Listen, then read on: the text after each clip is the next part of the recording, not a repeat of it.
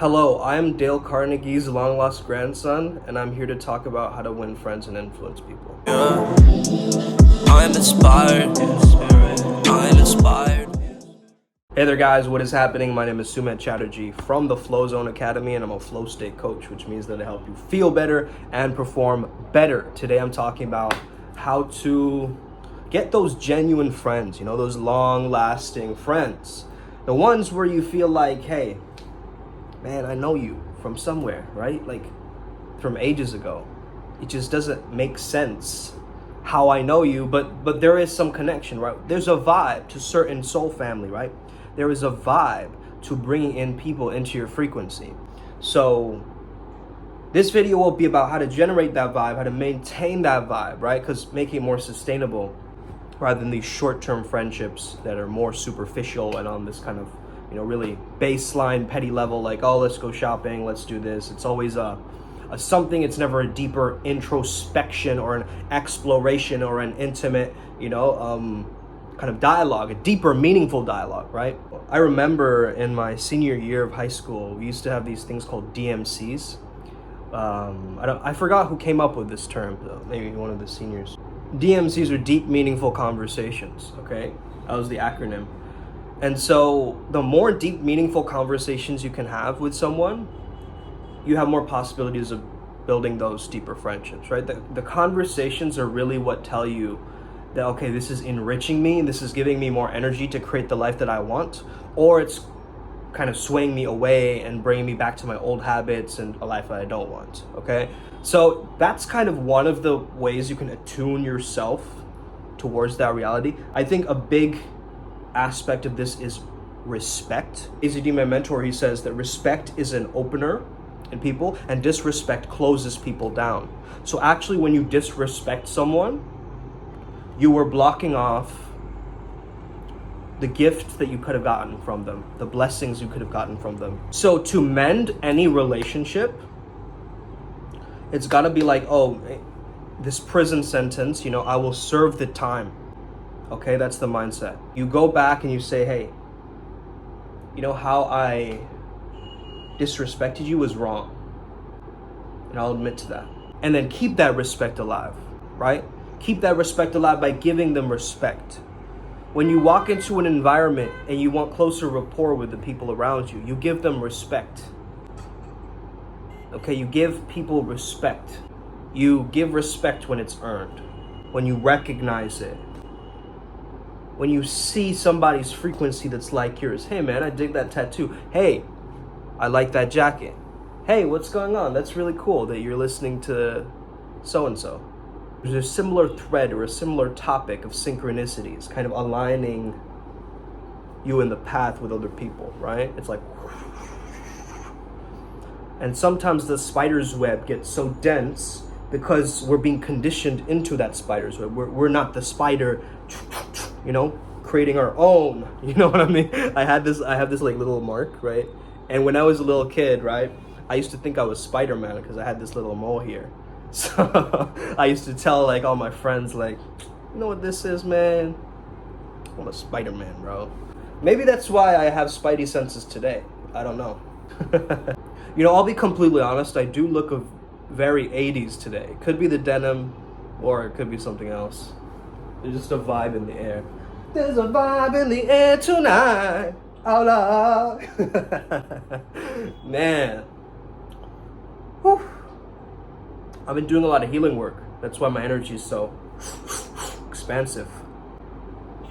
Particularly, understand that your relationship as a man, your relationship to women, is associated with your relationship to your mother. As a woman, your relationship to men is your relationship to your father. Okay? So I would say, like, if you really want to make genuine friendships that build into, relationships with men and women, you got to heal your mother and your father wound. Like, oh my goodness, this is difficult, man. This is hard to do, right? To admit you were wrong, to call your mom and say you're sorry, whatever, right? Like, that's tough.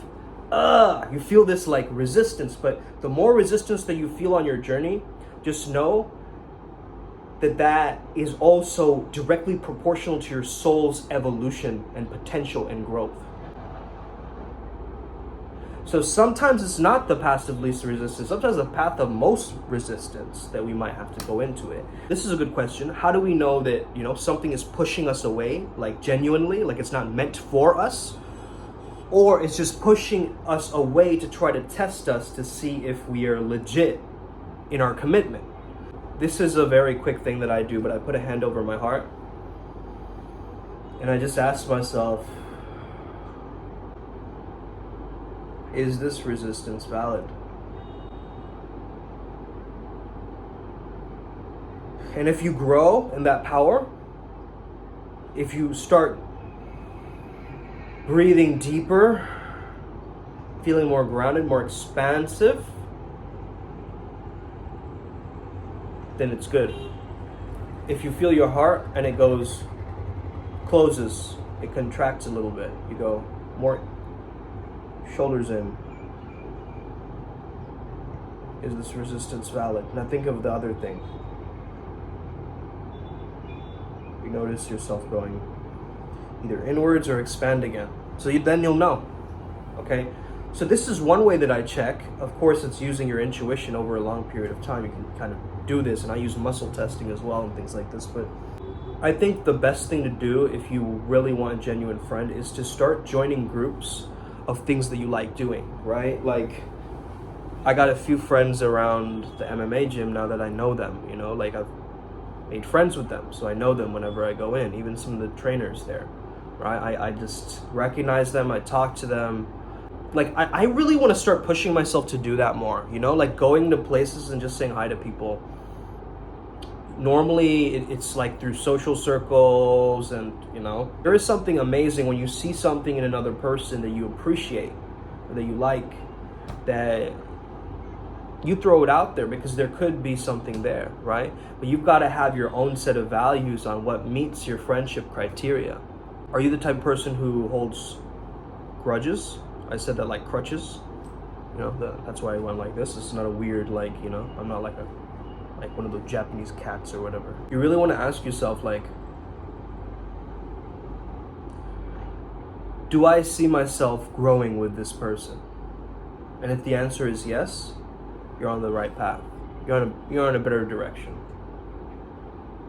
Do I see myself growing with this person? Because honestly, good friends often complement each other, not just compliment, like, oh, you're cool, but like complement, right? Like complementary. So like, I've been learning NLP, which is neuro-linguistic programming. And basically in that you have different learning styles, right? So visual, auditory, kinesthetic, olfactory, and gustatory, right? So you have those senses, and everybody has like different ones. Some people have more, they're more feeling. Some people are more visual, right? For instance, you might have a friend where you only talk, like, let's say sports with them, right?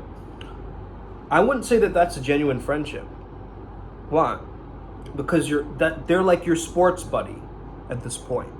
Are they really your friend? You see?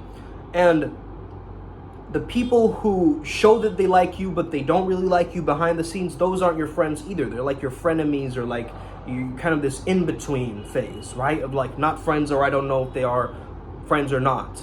Kind of weird, vague mode. Let's just put them on this weird fuzzy island where, nothing makes sense. Sometimes you need to be clear with your communication with people, right? That's another thing. Like, a lot of people aren't very clear. This is also because we have patterns from our past, like programming our communication style and what we think is like the legit way to communicate. But a lot of people don't know how to truly express themselves, right? On that level too. So sometimes you got to be the first person to just kind of go, hey, talk about this, or hey, let's explore this, or hey, this thing happened to me.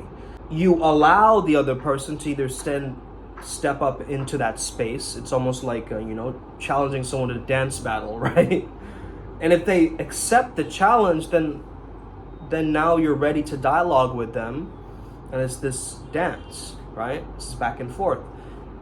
The more it gets argumentative or critical or creating more distance and separation and disconnection, that's when you start having problems in communication. Okay? When people start shutting down, closing down because of, either insults or things like this. So there's a genuine friendship way of handling arguments too, right? Of like, hey bro, let's just talk about this. What's going on with you? You feel kind of like, I don't know, man, I've just been, and that venting happens, right? So similar mentalities attract, okay? Similar vibes attract. We know that. Vibe attracts your tribe. That's it. That statement can simplify a lot for you. The vibe attracts the tribe. So if you can maintain that vibe within yourself, you're going to attract who you are, right? So as you start growing in your evolution, you're going to find more people interested in that thing or that area, or, it'll just bring you there. Like you got to follow your heart as well as your brain and mind, right? You got to synergize both and move forward. That's what I keep telling people, man. Heart to heart communication sounds very different from mind to heart communication. Okay? Mind communication sounds very intellectual, sounds smart, sounds very, statistics up here, very analytical, very logical, very, lots of, it's like the bibliography kind of, mind, okay, up here. From the heart, it's much more of compassionate, right? Feeling, okay, emotions. It's the emotional language of poetry. Heart communication is that pure, unedited, unfiltered essence that you send to someone, right? But if you have only that without the mind at times, like you start to, you live only in your heart, then you kind of feel like you're one tracked. Like your heart is going, but your mind is staying backwards. That doesn't make sense. So your mind, heart, your gut is your instinct, your primal, your animalistic, your very intuitive. Get this message across to the back of the auditorium, let's say. You use your gut. You use your guts, right? If you have a mix of all of them, you can really, really start to get that genuine friendship with someone, because then it starts to really, it's like your whole system is connected with their system, you see? If they're not communicating with all of their chakras, you're not going to get that full expression in that other person. They might be blocked in certain ways, right? They might be blocking their heart from really feeling things. They might be blocking their mind. Okay, they might have mental blocks or ideas around money. They might have gut blocks or ways that they eat, different patterns of food that create different, behavior traits. There's different bacteria in our gut that can change our behavior, right? And so this goes a lot deeper than we think it does, is this alignment. It's not about luck, it's about alignment, okay? Which also you're sending the intention out that I want friendships right now at this time of my life. You're actually claiming it and you're sending it out into the universe. Every single day when I wake up, I told you guys I do this thing called the Tantric Transfiguration. It's a tongue twister because it is. Basically is you're stating that today I choose to see the divine in everybody. Today I choose to see the divine in everybody. That's it. That's how you start the day. And then whoever you meet, whether it's an argument or something that upsets you, you're like, how can I see them as divine in this moment? And that really is a good, it's almost like an autocorrect, right? It's an amazing thing to have. So I highly recommend that too. I hope you guys enjoy this video today. Have an incredible day. May the flow be with you and stay legendary. Let's go. Boom.